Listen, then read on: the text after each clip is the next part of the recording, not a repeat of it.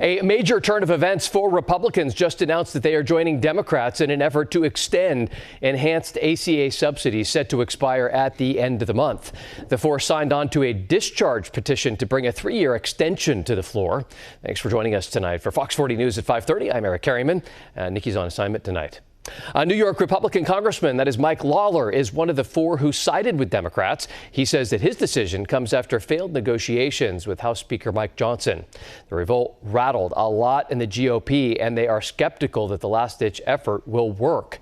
Senate Republicans struck down the same exact Democratic proposal last week. Republicans have long objected to the plan's expensive price tag, and the divide was at the heart of this year's historic government shutdown.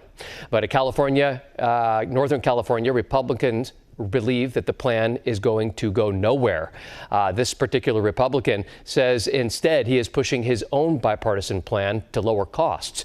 Fox 40 Capitol reporter Eitan Wallace spoke with Congressmember Kevin Kiley and has reaction from both sides tonight. I think it is absolutely unacceptable for Congress to let that happen. Rockland Republican Congressmember Kevin Kiley sounding the alarm, warning Congress not to let Obamacare subsidies expire at the end of the month.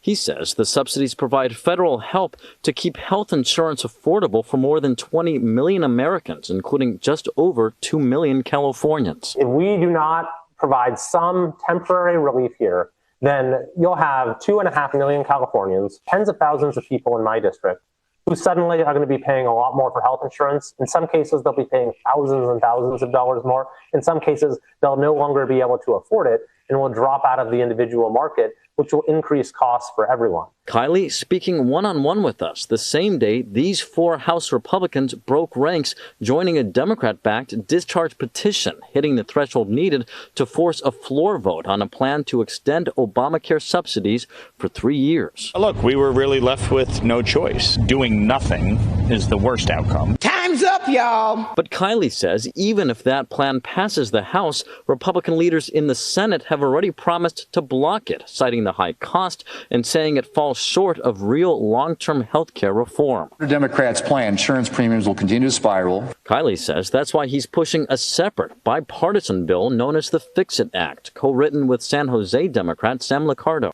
The proposal would extend Obamacare subsidies for 2 years.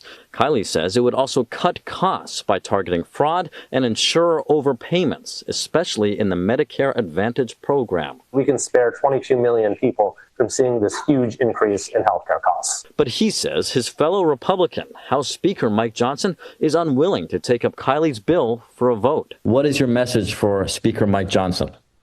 My message for the Speaker is let us have a vote on this. I don't think that should be too much to ask. I believe that it would pass. I think it would also pass in the Senate, and we would have solved this problem in a way that will be of great benefit to many, many Americans. And important to note, Speaker Johnson released his own proposal he says will cut down on costs, but it does not address the expiring ACA subsidies, which is why Democrats and some Republicans, at least for now, say they will not support it. Reporting in Sacramento, covering local news that matters, Eitan Wallace, Fox 40 News.